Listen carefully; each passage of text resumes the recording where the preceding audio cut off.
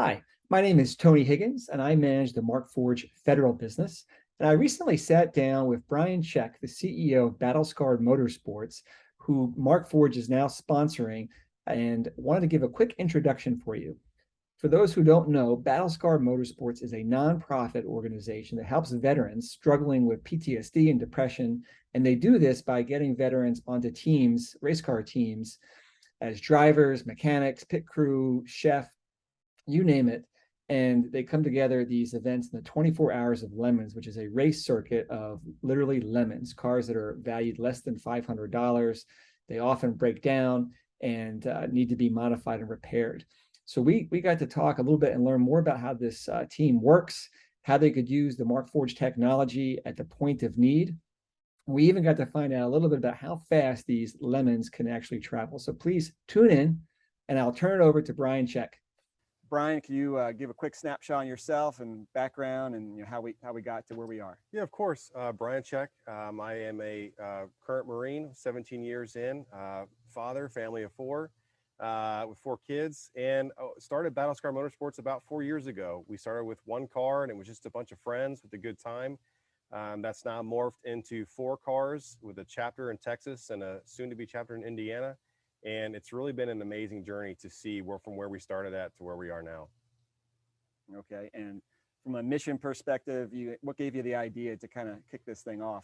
So we started getting, it started with just a bunch of Marine friends of mine. That's who the predominant people were that were driving and crewing and just having a good time. But we started getting different people behind the wheel that we didn't know and didn't know us. And they would show up on Thursday, kind of quiet, kept to themselves. But by Sunday, you really couldn't get them to shut up. They were just constantly wanting to hang out. We were changing numbers. It was all like, it was something we're all just one big family. And that continued to happen over several of different events. And then it was in March of 2019, we did an event here in NOLA, and nobody knew anybody. Everybody was brand new to the team. And that exact same thing happened again.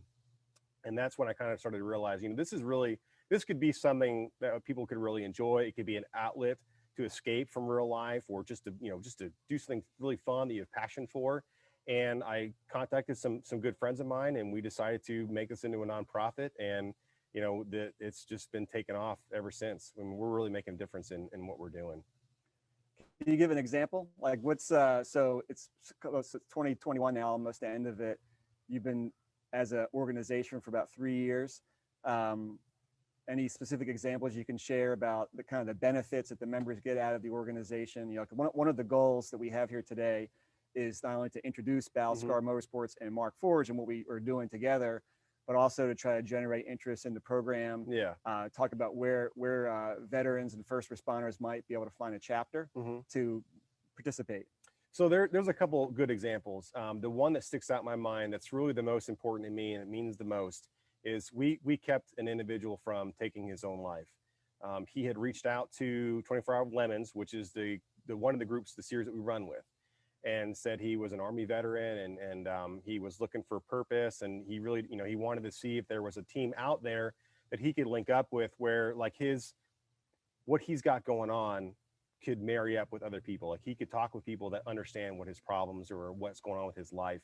And that was passed to me. And I called him immediately, and he came out with us, and we have been friends ever since. And about 6 months after we met, he called me pretty much in tears and wanted to tell me and thank me, for essentially saving his life. What our group has done for people who feel like they have no purpose, they feel lost. They come here, they gain a family, they really enjoy themselves. We put them behind the wheel, or they crew, or things like that. We give them purpose a lot of the times. And his example of that really sticks out in my mind. We've had one other individual who, in the same situation, wasn't looking at ending his life, but he really didn't have a purpose, very lost, lonely by himself. In between, he had just gotten out of the Army, really didn't know what he wanted to do in life. And he heard about us. He linked in with us, and he's been with us. Well, he's actually one of our OGs. He's been with us nearly since the beginning. As a matter of fact, he's actually on our board now. We just signed him on as our race director, which is great. A lot of passion for what we do. And the last example, we had a guy, I think a 25 or 26-year veteran of the Marine Corps, a sergeant major, got out. Again, lost. You do that much time in the military, you kind of get brainwashed. You're just kind of like stuck in this weird mentality that doesn't really transfer over to the civilian life. And I was told about him through a friend of mine. I reached out, told him who I was, and then he's like, "Hey, I live in California." I'm like, "Oh man, we can't do California. It's too far." So I told him, I said, "Look, if we get the funding, my intent is to fly you down to an event." And not a month later, we had a very large anonymous donation come in. And I called him immediately. I was like, "I hope you're sitting down and you have your information ready because we're about to buy your plane ticket." And he couldn't believe it. And so we got him a ticket. He flew out to MSR Houston last year, and it was great. I mean, he was so appreciative that someone cared enough to personally ensure that he comes out. He's a part of this family. He has a good time. And we've been talking ever since. And he's linked up with other groups that are in California that do similar things. So, we've really been making a difference in people's lives, whether it's we're keeping them from taking their own life, or we're giving them purpose, or we're giving them friendship. A lot of these guys and gals, they're friends for life. I get text messages and pictures where people have gone on road trips and diverted several hours off their path to go stay a couple nights with someone and then continue on their trip. So it's be really, we're a race team, but I tell people we're a family first. We really are. I love those stories. And that's what I noticed. I had the opportunity to be with you guys in NOLA back in March with my son and one of our colleagues. And I don't know, maybe there was about 30 or 40 members at the track that day. So. Yeah. And, it was like, to me, it was like looking at medicine, especially, here and still kind of like the height of a pandemic. You see folks basically camped out at a racetrack for 4 days, spending all day with each other, racing these cars, which we're going to talk about in a minute. And some people are drivers, some people are mechanics, some people are cooks, some people are just family, observing it all and soaking it all in. So I love those kind of stories. I want to talk a little bit about, before we dive into Markforged a little bit, is just how you came to find us, because I would say we're coming up on our 1-year anniversary of our first conversation, and we do a lot of work with the Marine Corps and the military at Markforged. And could you just give a quick snapshot? Because you guys found us, correct? And I'd love for you to kind of give a quick snapshot on how you found us. It's kind of interesting. So it's always difficult to try to figure out, like, who are we going to reach out to, like who would want to help us. Especially in the middle of the nonsense that was going on last year with everyone getting sick and toilet paper disappearing off the shelves. It was like they were all holding on to their own money, people and corporations. So last year was a bit of a struggle, but we did really well, thanks for you guys are a perfect example, in going into earlier this year as well. And I actually saw an ad on Facebook for your stuff. And I had been told by another Lemons driver who races in Champ Car as well, that they use 3D printing for a lot of their parts. Hood vents, for example, which is one of the things that we were really looking into. And I'm like, man, that would be super cool if you could get a printer. And I started looking into it, and we as an organization could never afford one like the one y'all gave us or anything else really out there. Well, really, this would have been the best one because of the way it's printed, the Onyx. And so I cold emailed y'all, and I was shocked when you and it was another individual on the phone, right, that called me. Joy, who's our moderator today. Okay, yeah. I really couldn't believe it. And we were talking, and then when it finally came in the mail and we started printing, it was just absolutely amazing, that you guys have supported us in this way, ensuring we have plenty of Onyx, which is great. I mean, at this point now, since March, I was telling you earlier, we've gone through almost 20 rolls of that stuff, which is nuts. I mean, we're printing nonstop, all sorts of stuff. So it's been really great. Yeah, I love that story. And so let me just back up for 1 second. So Markforged, we're a public company. We're based out of Boston, Massachusetts. We develop, design, and manufacture a whole line of basically an additive manufacturing platform. So printers like the one over my shoulder, the material, the software that wraps it all together. And in fact, I got to make a quick plug here. For today's a big day at Markforged. We just announced the next generation printer. So this little guy here behind me is what we call a desktop printer. It's an Onyx Pro. We launched this new printer. It's called an FX20. The thing is like 7 feet tall, 1,000 pounds. This printer will fit on the build plate of the new printer. Good. So we'll be able to print humongous parts, still reinforced with carbon fiber to make really strong functional parts. but also high temperature polymers. So this is the sort of stuff that could be used in aerospace applications, in ships, you name it. So Yeah. big day at Markforged. So if you're looking around on LinkedIn or at markforged.com, please check us out. We have a new announcement just went live today, and it's going to be unveiled at a big trade show in a couple of weeks in Germany called Formnext. Cool. All right, so let's talk a little bit about you know, after that first call, when you reached out to us, you know, when it comes to sponsoring an organization, we don't have like a standard policy for that. Mm-hmm. You know, there's a whole Slack channel at Markforged on doing good and helping the community, helping nonprofits, you name it. But I wanted to provide something that would be not just cash, right? Everybody You're right. loves that, but it's kind of like, We needed you know, something that was going to be with us for a long time. And we blow through. We did a race in Kentucky last month.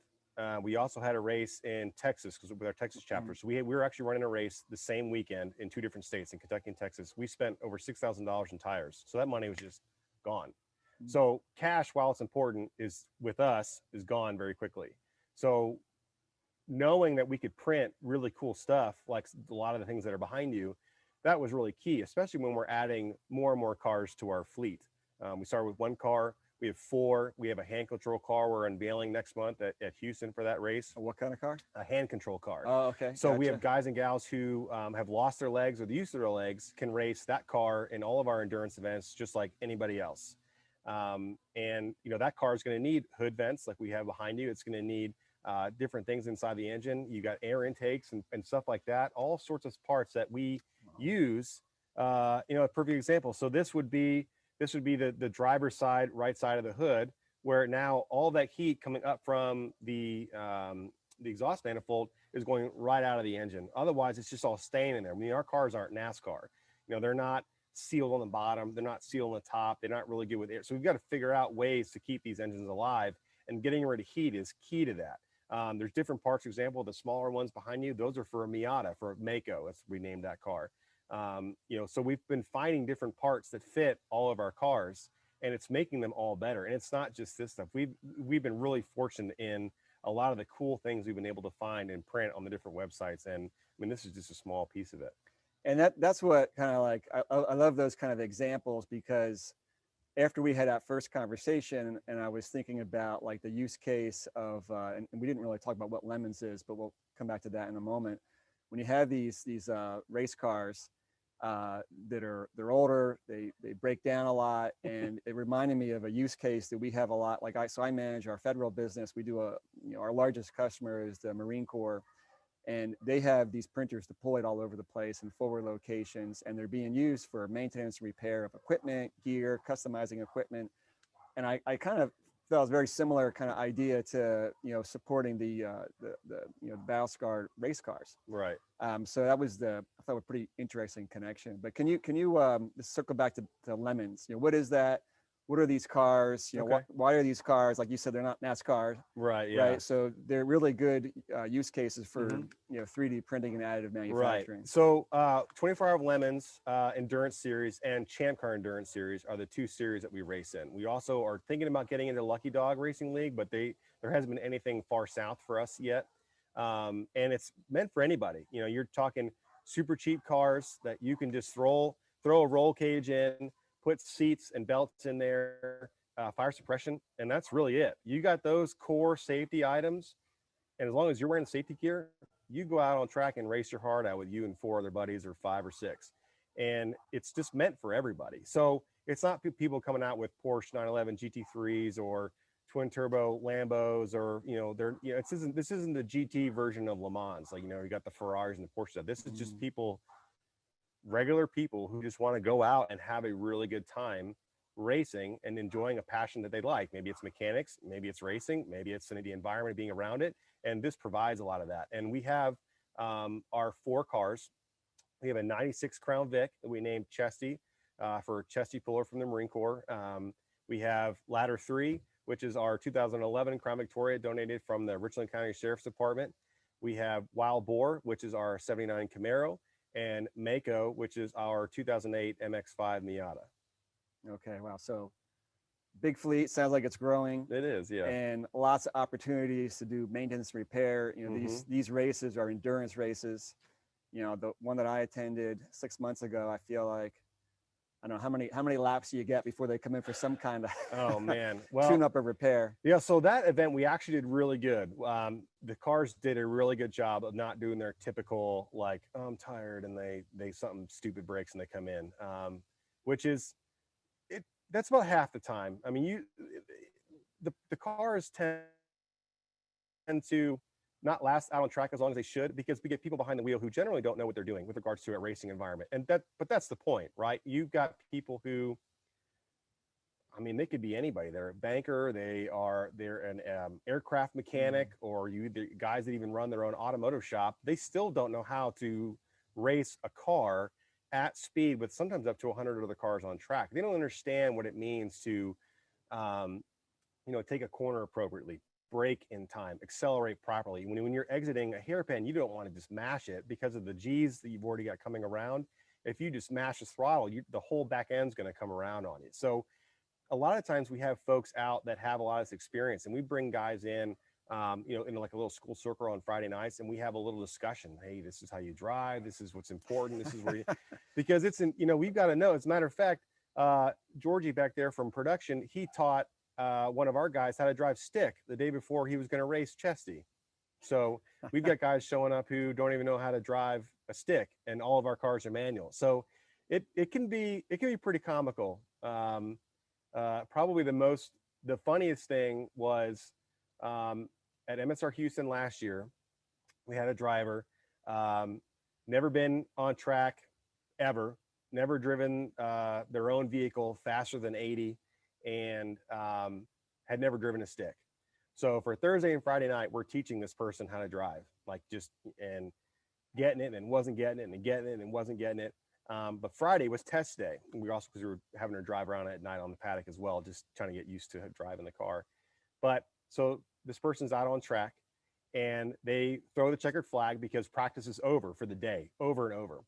And we see all of the cars come in, but we're missing ladder 3. Ladder 3 hasn't come in yet. And we're looking around like, what in the world? And we look out past where on the other side of the track where we could see, and there the car is just putzing, doing like 60, just slow rolling. We're like, what in the world? So we go to the other side, and the car just goes right back the pit entrance to come off the track, and just keeps on going. And they're just like furiously waving the checkered flag at her. And so the track guys come over and like, hey, you need to go tell your driver to come in. And so we had to go out there and tell this person, like, it's done. Like, practice is over. Car comes in, gets out of the car, and we're like, what were you doing? And the driver said, well, I thought the checkered flag was them cheering me on. So what you're saying is you basically can drive a race car in a race with virtually no experience. Right. Yeah. And this person's the perfect example of that. Like, that honest, they thought that they could that was them, like, you're doing a great job, keep going. And when it was really like, no, session's over, get off the dang track, because we got to do other things, So that's people we get that come out to be a part of this. So it's really important that we can recreate parts that are going to break always. Well, he's bringing it back to reality now. It is. Yeah.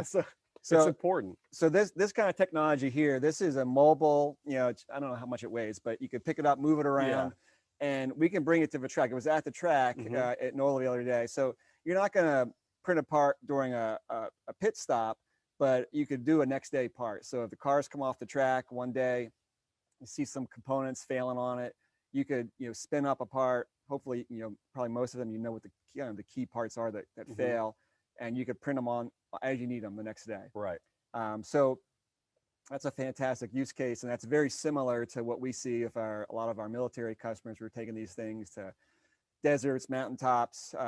They're pretty rugged. Right. I was just telling you, but earlier, the Navy is starting to deploy these on ships, and they had some tests where they're doing vibration on the printers. They put it on a rail, and they were actually whipping it back and forth, putting about 0.8 Gs on the printer while it was printing, and couldn't believe that they were getting great prints off of this thing while it's flying around. Yeah, they're trying to simulate the rock of a ship. Right.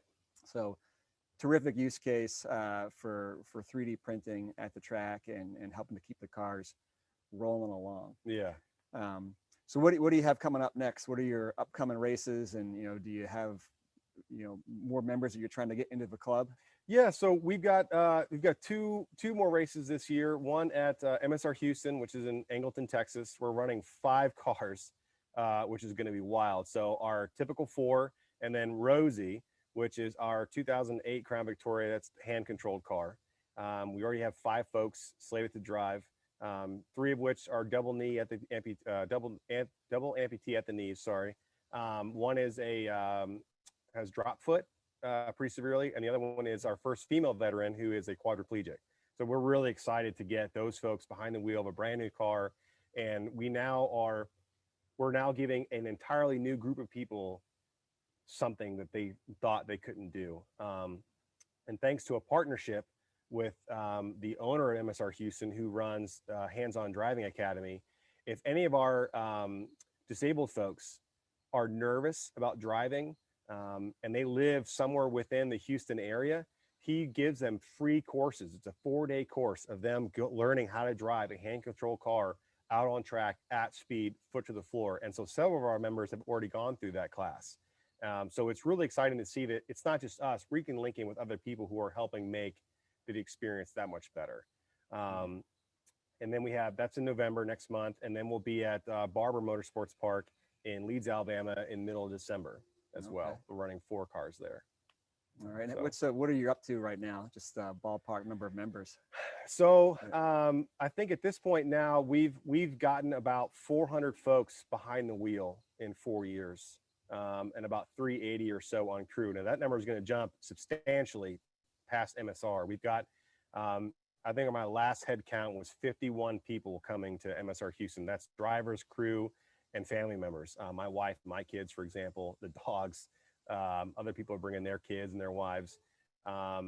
We've got so many people that we actually were thinking about renting a 30 by 50 like circus tent because we. It's a good imagery. It's like we've got 5 cars, 50 people. Like, where are they all going to go?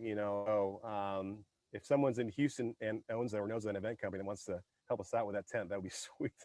Yeah, I mean, it takes a village, and that's what I wanted to also want to highlight. So as far as Markforged and our sponsorship, obviously it's the printer and the material, the onyx material.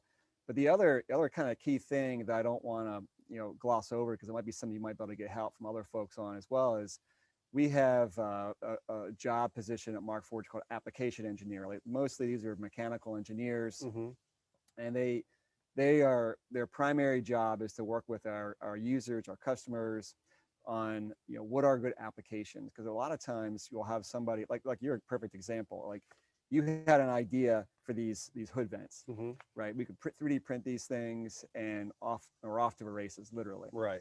But having somebody who's a mechanical engineer, has access to CAD, can just kind of like walk around the race cars, look on the inside, look under the hood, and try to identify what are good applications to print. Right.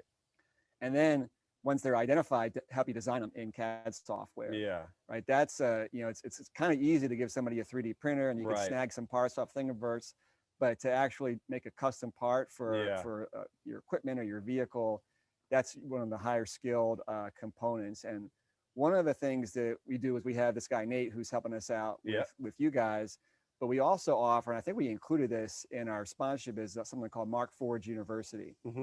It's nothing to do with how to operate the printer.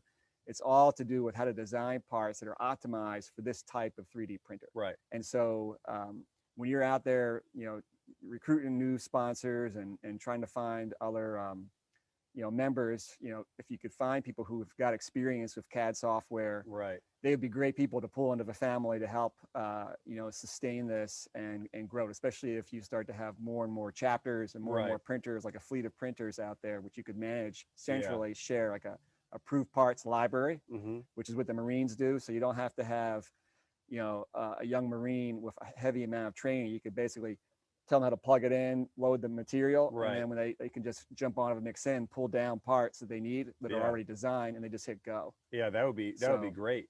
With our 3 chapters, Louisiana and Texas, and then we're working on the Indiana chapter. Having a printer at each location like you just said, it doesn't mean everyone has to have the training to run it. As long as they, we know what parts they need, one person can ensure that that stuff's printed if need be. So if I am available and they're saying, hey, I need a right side driver's or a driver's side hood vent for Crown Vic, I can't set it, but the printer's ready to go. Can you get on? And I can just log in and get it done. I mean, I tell you, not to be greedy, but within the first month of getting that one, I already wanted the second one. And so does the rest of our board. And now that we've officially signed on a Texas chapter as of about 3 months ago, and then we're putting together an Indiana chapter, which should be live by beginning of next summer, the opportunities are really kind of endless for what we can do with this. I mean, that would be amazing to have each site up and running and have one of these dedicated to themselves. That'd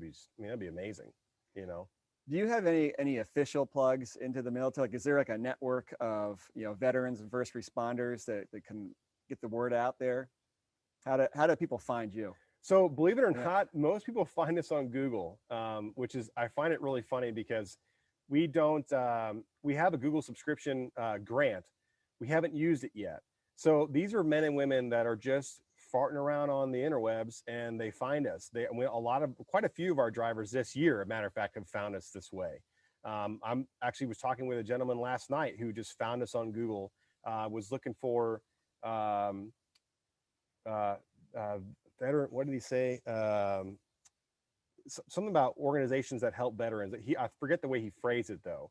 And we were on the first page, and I couldn't believe it.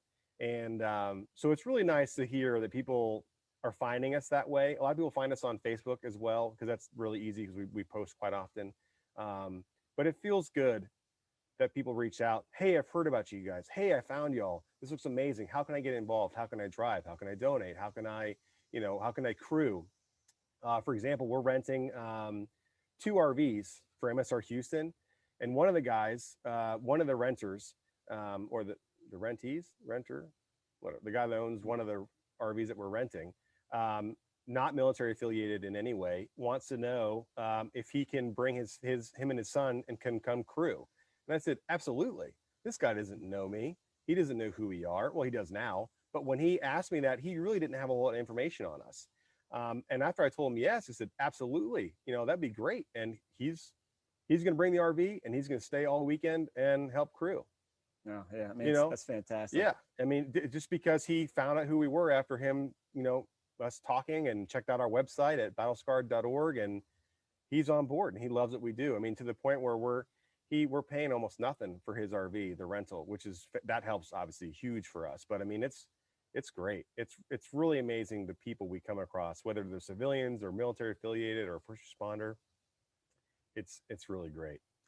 Yeah, that weekend that I spent with you guys with my son, my 13-year-old son, it was like better than going to Disney World. Like he was just like turned loose. He drove my rental car around the paddock by himself. Mm-hmm. He would, if he had one more day to learn how to drive stick shift, he would have been driving this thing around.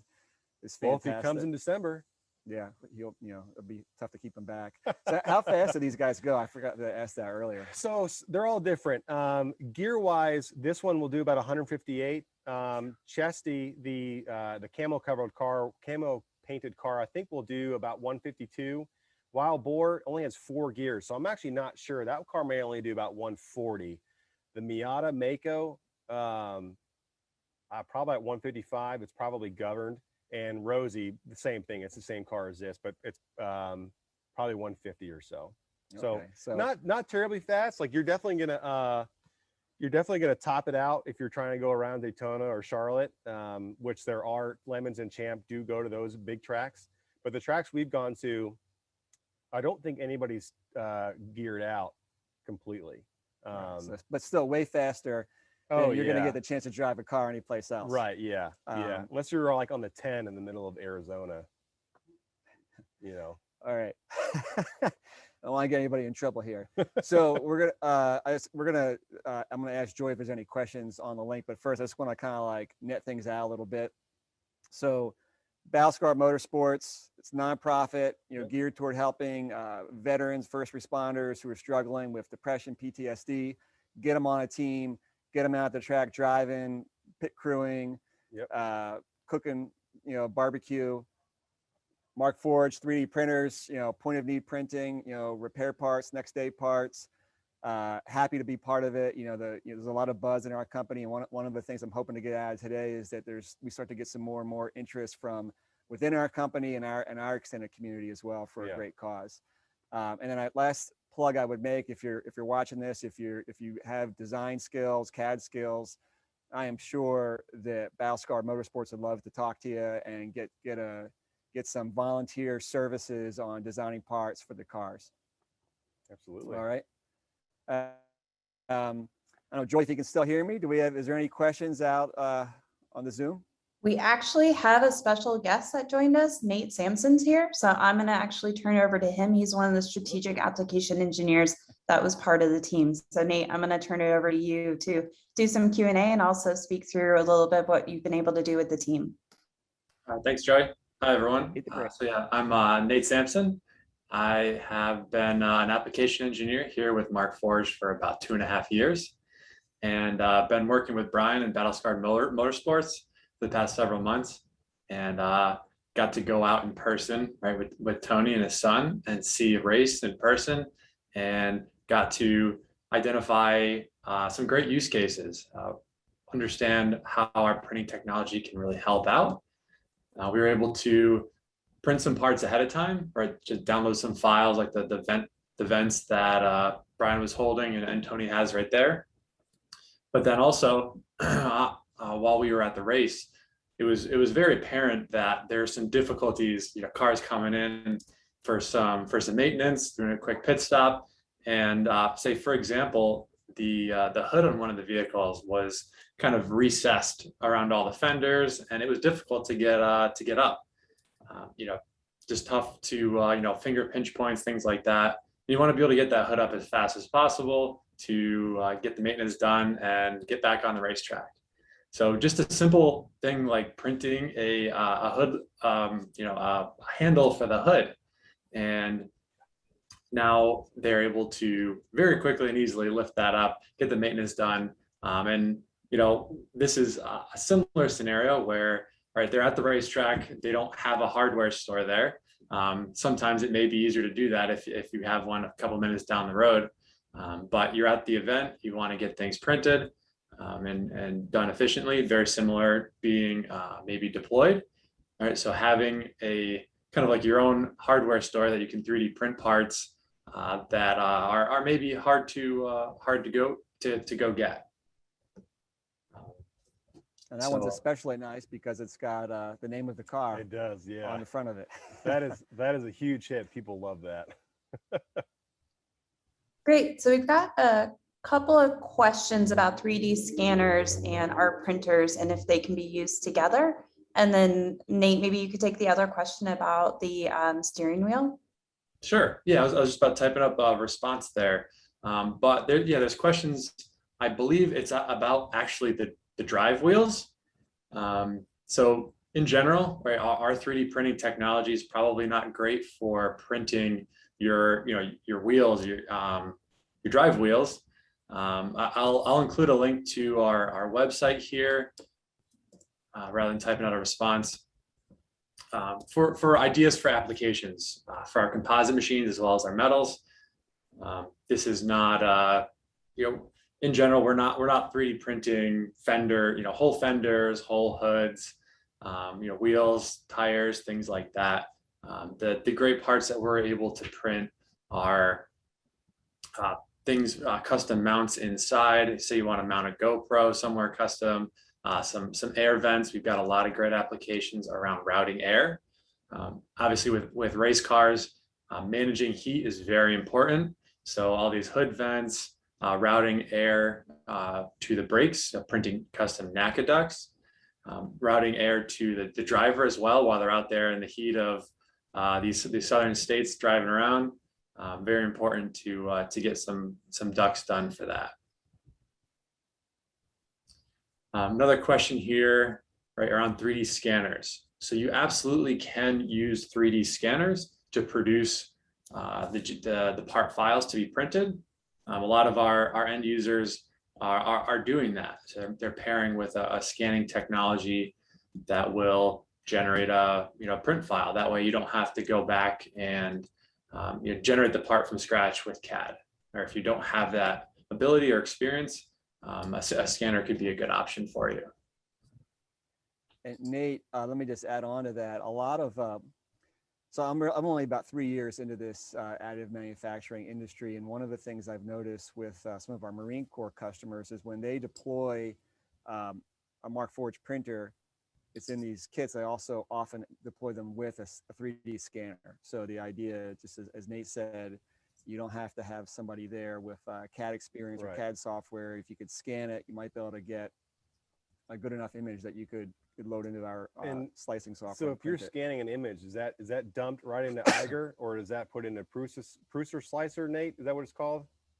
So actually, the scan file is going to be, you have the scanner, and then the technology that goes along with that. There's software that goes along with that. Oh, okay. So you scan the file, and you kind of have to do a little bit of repair work. You got to make sure your model's good. You got all the nooks and crannies and everything of the part you were scanning.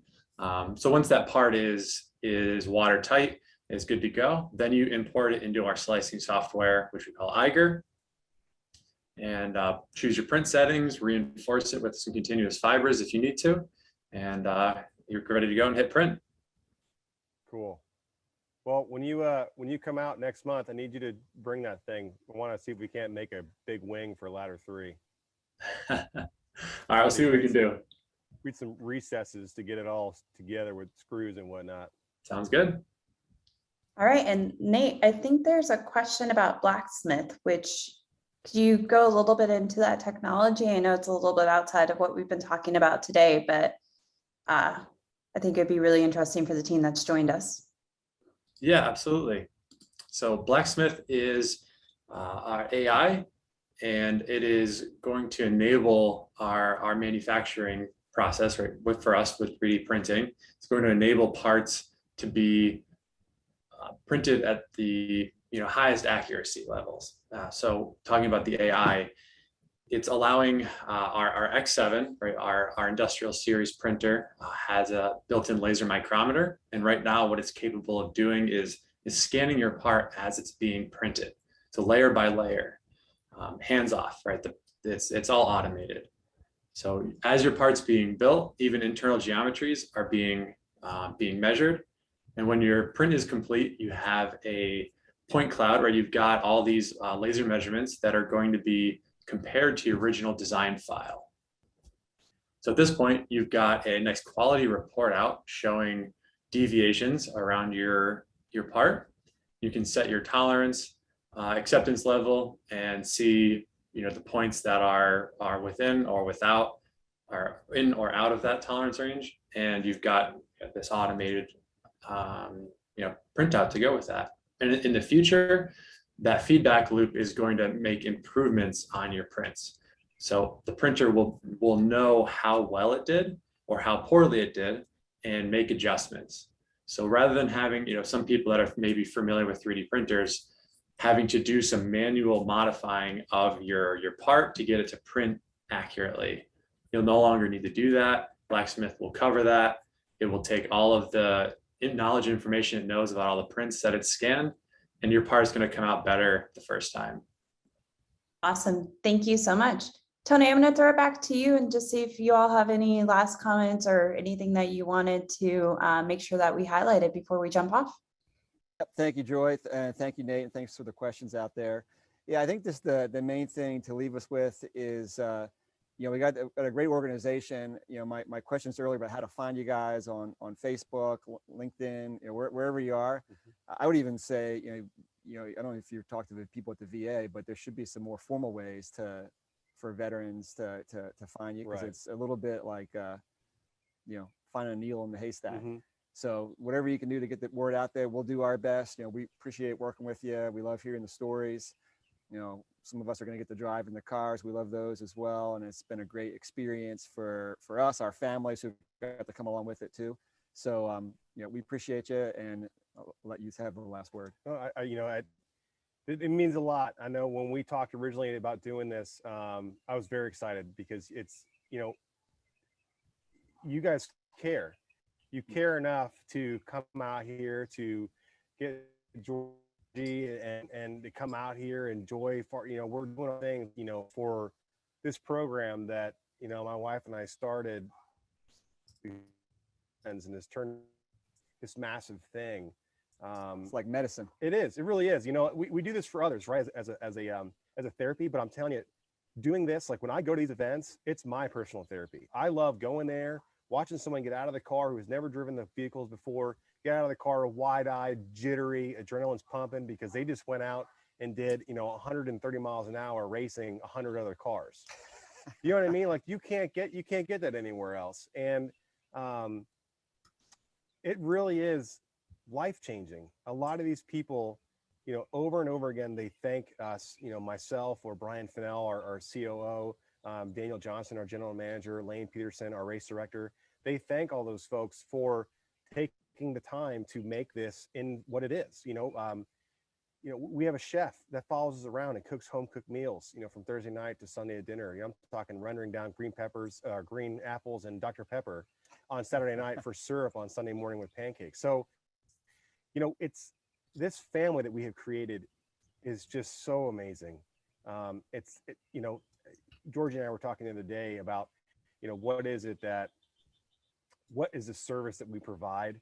And it's so hard to answer that. And I wish I had a better answer other than just the camaraderie of brotherhood and sisterhood of people who really understand what it's like to serve their nation, serve their communities. And it just gives them, a comfortable place to be who they are. You know, I mean, you're in the military, you've got dark humor and you do weird stuff. You know, I'm sure first responders do the same thing, you know, bad jokes and stuff like that. And, you know, you're going to work at Google, you can't say a lot of those things. You can't act that way. You come to the track and you come to the track and you're with us and you've got an entirely new family now that you can be who you are, be yourself. And it's, you know, we have no intentions of slowing down. I mean, like I said earlier, a couple of times, and we're even adding a third chapter in Indiana now. So it has been an amazing experience to grow from our multiple sponsors, you know, from Hot Shot Secrets and Silver Sports, and you guys have just been amazing to us.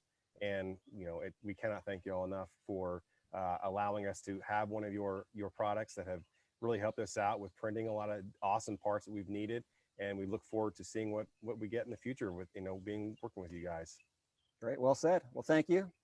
Thanks everybody for jumping on and joining us today.